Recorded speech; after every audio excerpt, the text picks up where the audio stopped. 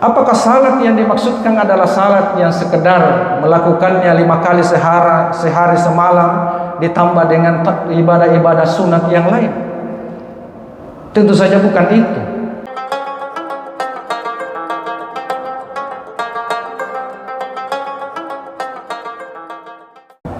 Assalamualaikum warahmatullahi wabarakatuh.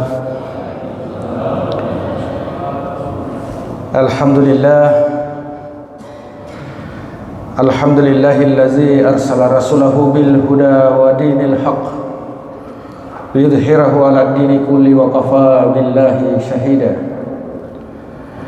Asyhadu an la ilaha illallah wa asyhadu anna Muhammadan 'abduhu wa rasuluh la nabiyya ba'da. Allahumma fassalli wa sallim wa barik ala hadzal nabiyil karim sayyidina wa maulana Muhammad wa ala alihi wa ashabihi wa man tabi'ahum bi ihsanin ila yaumiddin. Ayyuhal hadirun, ittaqullaha haqqa tuqatih wa la tamutunna illa wa antum muslimun. Hadirin jamaah subuh yang dirahmati oleh Allah Subhanahu wa taala. Tidak henti-hentinya kita saling mengingatkan untuk mewujudkan segenap rasa syukur kita kehadirat Allah Subhanahu wa taala. Rasa syukur yang tidak sekedar melisankan kalimat alhamdulillahirabbil alamin, tetapi rasa syukur yang disertai oleh kesadaran bahwa segala nikmat yang telah kita peroleh, yang sedang kita nikmati saat ini, dan yang insya Allah masih akan kita terima di waktu-waktu mendatang, itu semua diberikan oleh Allah kepada kita sebagai wujud kasih sayang kepada kita yang mengaku sebagai hambanya. Hadirnya kita di tempat ini adalah dalam rangka membukti nyatakan ikrar kehambaan kita di hadapan Allah Subhanahu wa ta'ala. Selanjutnya salam salawat kepada junjungan kita Nabiullah Muhammad sallallahu alaihi wasallam. Beliau adalah nabi dan rasul yang terakhir, tapi beliau diberikan kehormatan dan kemuliaan yang melebihi kehormatan dan kemuliaan yang diberikan kepada nabi dan rasul sebelumnya. Salah satu buktinya adalah innallaha wa malaikatahu yusalluna 'alan nabi. Sesungguhnya Allah dan para malaikatnya bersalawat kepada nabi. Itu yang pertama.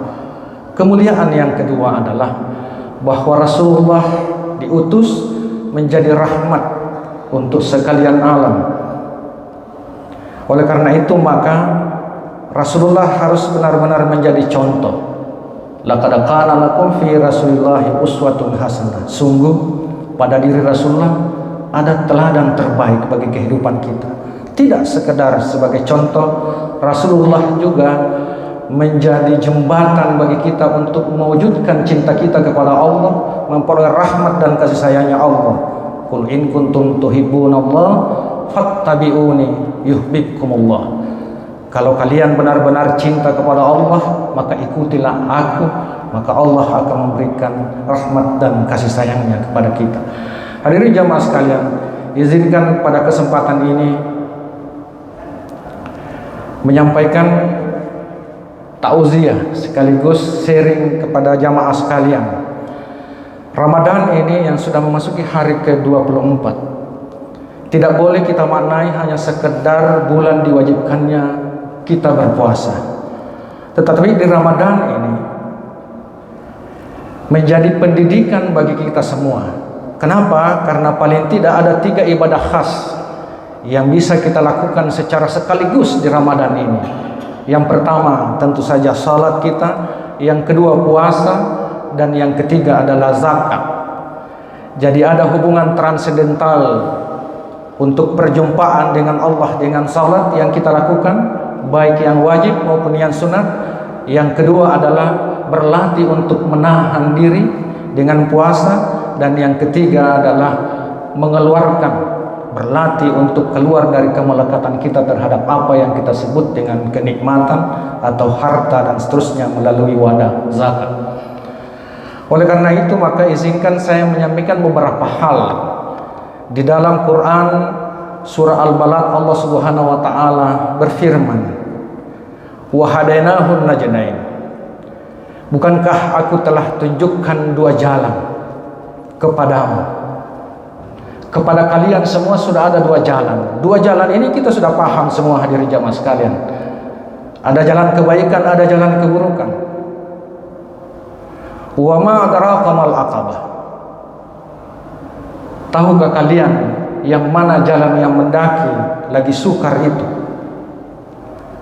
Allah menawarkan kepada kita satu alternatif. Ada dua jalan, kemudian Allah menawarkan kepada kita jalan yang mendaki lagi sukar. Yang mana jalan mendaki lagi sukar itu? Yang pertama adalah fakku raqabah, bebaskan perbudakan. Oleh karena itu maka Ramadan ini sesungguhnya bisa mengantarkan kita semua bertransformasi, berubah menjadi makhluk yang merdeka, manusia yang merdeka, yang terbebas dari perbudakan. Boleh jadi kita katakan bahwa tidak ada lagi perbudakan saat ini, tidak ada lagi samba sahaya. Tetapi benarkah kita benar menjadi manusia merdeka atau tidak? Bukankah perbudakan, penjajahan yang paling hebat itu bukan peperangan atau perbudakan fisik? Tetapi ketika Rasulullah pulang dari perang Badar, beliau menyampaikan kepada para sahabatnya, "Wahai para sahabatku, kita telah kembali dari perang yang kecil dan akan memasuki perang yang besar." Kemudian para sahabatnya bertanya, "Wahai Rasulullah, masih adakah perang yang lebih besar dari perang ini?" Rasulullah menjawab, "Sesungguhnya perang yang paling besar itu adalah perang melawan dirimu sendiri, perang melawan hawa nafsumu, perang melawan pikiranmu sendiri." Hadirin jamaah sekalian, apa kaitannya dengan Ramadan? Tingkat stres yang terjadi di masyarakat, terutama di masyarakat perkotaan saat ini, itu karena perbudakan dan penjajahan pikiran-pikiran kita. Mari kita lihat hadirin jamaah sekalian, pikiran kalau dia dibiarkan bebas, kita tidak mampu kendalikan, maka pikiran itu akan menggunakan kita. Ada dua kemungkinan, pikiran akan membawa kita ke masa depan atau dia membawa kita ke masa lalu. Ketika pikiran membawa kita ke masa lalu, maka yang muncul adalah penyesalan, rasa benci, dendam, dan seterusnya. Ada amarah di situ. Padahal itu adalah bagian yang telah lewat, tidak nyata, sudah selesai. Tetapi karena pikiran membawa kita ke masa lalu, maka dendam itu muncul, rasa benci itu muncul, penyesalan itu hadir, dan seterusnya. Yang kedua adalah, kalau pikiran membawa kita ke masa depan, maka yang muncul ada kekhawatiran, rasa takut, padahal juga belum kejadian. Lalu kita lupa untuk menikmati apa yang diberikan oleh Allah, anugerah yang diberikan oleh Allah saat ini, sekarang, dan di sini. Itu yang pertama. Kita ingin bahwa Ramadan ini membebaskan kita dari perbudakan itu, perbudakan hawa nafsu dan perbudakan pikiran-pikiran kita sendiri. Kemudian berikutnya hadirin jamaah sekalian, di Quran surah Al-Ma'arij Allah Subhanahu wa taala berfirman, "Innal insana khuliqa halu'a." Sesungguhnya manusia itu diciptakan bersifat suka mengeluh. Di antara kita barangkali sering kali kita mengeluh. Idza massahu syarru jazua. Kalau dia memperoleh apa yang dia tidak inginkan, cita-citanya tidak terkabul, impiannya tidak terwujud, ikhtiarnya tidak berhasil, doa-doanya merasa tidak diijabah oleh Allah Subhanahu wa taala, lalu dia menjadi orang yang senang berkeluh kesah. Keluh kesah muncul. Dan inilah penyakit menular. Bukan penyakit fisik, tetapi penyakit jiwa, yang kalau kita bertemu dengan orang-orang yang senang berkeluh kesah, maka 2 menit saja secara psikologis, maka pasti juga akan berjangkit kepada kita. Kita juga akan ikut berkeluh kesah. Boleh jadi kita puasa menahan lapar, tapi fisik kita saja yang tersiksa. Bagaimana dari jiwa kita? Jangan-jangan kita puasa menahan lapar dan haus, tapi kita lupa untuk puasa dari berkeluh kesah. Karena kita merasa bahwa ikhtiar kita, usaha kita tidak berhasil, cita-cita kita tidak terwujud, dan seterusnya. Wa iza massahu khairu manu'a. Sebaliknya, ketika dia memperoleh apa yang dia inginkan, cita-citanya terwujud, hartanya bertambah terus, pangkatnya naik terus, penghasilannya bertambah-tambah, hartanya berlipat-lipat, maka dia berubah menjadi orang-orang yang kikir, enggan untuk berbagi. Dua penyakit ini adalah secara tidak sadar kadang-kadang menjangkiti kita. Di satu sisi kita menolak sekuat-kuatnya apa yang merasa kita tidak inginkan. Kita sebutnya sebagai ketidaknyamanan, ketidakenakan, ketidaknikmatan. Menolak kadarnya Allah. Lalu yang kedua adalah kita melekat sekuat-kuatnya terhadap apa yang kita sebut dengan nikmat, melekat terhadap harta kita, melekat terhadap materi yang kita miliki, lalu kita lupa untuk berbagi karena ada rasa kikir. Kalau dua sifat ini dimiliki, maka habislah kita. Ramadan ini berlalu, tidak akan mampu memerdekakan kita. Kenapa? Karena bisa jadi kita menjadi orang-orang yang kikir, lalu juga senang berkeluh kesah. Lalu siapa yang bisa keluar dari dua penyakit ini? Di sambungan ayat itu, illal musallin, kecuali orang-orang yang sudah melaksanakan salatnya. Apakah salat yang dimaksudkan adalah salat yang sekedar melakukannya 5 kali sehari semalam ditambah dengan ibadah-ibadah sunat yang lain? Tentu saja bukan itu. Karena di lanjutan ayat itu menyatakan allazina hum ala salatihim daimun. Siapa orang-orang yang sudah melaksanakan salatnya itu adalah orang-orang yang sudah senantiasa setia dengan salatnya itu. Hadirin jemaah sekalian, ukuran kesalehan tidak diukur di dalam masjid ini, tapi ukuran kesalehan kita diukur setelah kita keluar dari masjid ini. Adakah nilai-nilai salat yang kita sudah laksanakan itu terimplementasi, kita wujudkan secara nyata dalam pergaulan kita, dalam aktivitas kita sehari-hari atau tidak?